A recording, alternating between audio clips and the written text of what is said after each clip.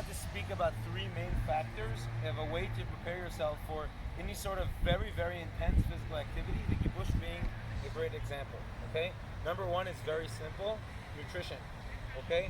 We have 3 to 4 days until the Gibbush, and it's very important that you take care of your bodies. You understand? Yeah. Good. You take care of your bodies until then, okay? So I wanted to prioritize 3 things in the next few days.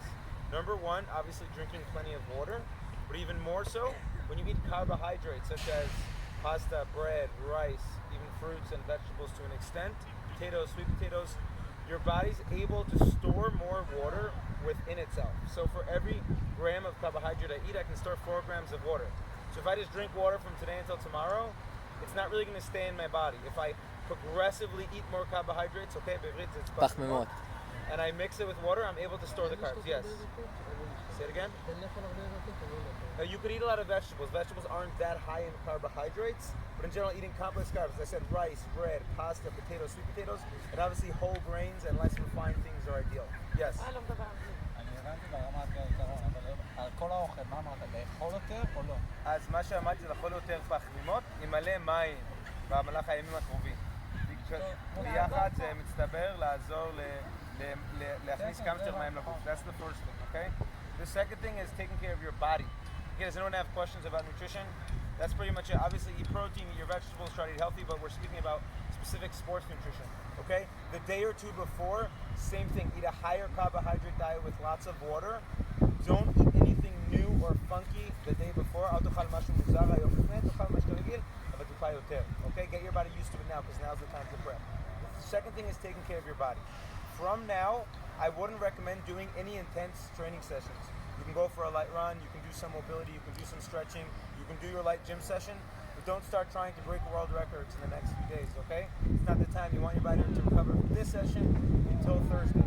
I'm going to send in the group a 7 to 10 minute stretching routine that you can do every day to just get your body moving, and the key goal and focus is to move as much as possible, meaning you definitely don't want to be sitting over, in a chair for the next 3 days. You want to be kicking your shoes off, moving around, doing some stretching, doing some mobility, yoga, and moving as much as possible without anything intense. מה שאמרתי, אל תעשה משהו בעצימות גבוהה, אבל כמה שאתם גרים בעצימות נמוכה, יעיל ויעזור לך להתאושש, okay? That's the second thing about movement. The number 3 is really mindset.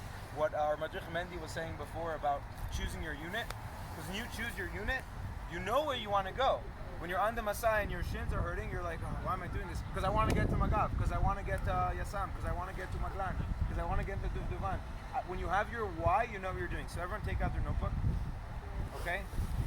And for those who are planning on doing the Gibbush, and even those who aren't sure yet, I want you to write down one thing, why you want to be the one to finish the Gibbush. Now remember, this Gibbush is not a real Gibbush. If you pass it, you're not going to get into an elite unit, but it will definitely increase your mental capacity to survive a real Gibbush. Take out your notebook, take a minute, and write down your why. And all those people watching from afar who are not privileged to be here with us, you can do the same exercise. Write down one why, a big why. Why did I move to Israel? Why do I want to serve in the army? And why in the world am I going to stay up all night to torture myself for no reason? The gym can be either the best thing for us to make us stronger and make us more resilient and endurance, or it can be a big waste of time. If we rely too much on machines and do too much things in the gym that are just reliant in a fixed range of motion, it's not going to carry over so much to our functional ability. When I'm running up a hill, my feet are feeling the rocks and the grass and they have to stabilize. My core has to work hard to prevent me from falling. The bag I'm carrying is bouncing everywhere. Me sitting down in the machine and doing 10 reps of shoulder pressing is not going to carry over to that, which is why the best type of gym workouts are work with free weights, dumbbells, barbells, kettlebells, even a treadmill, as you said yourself.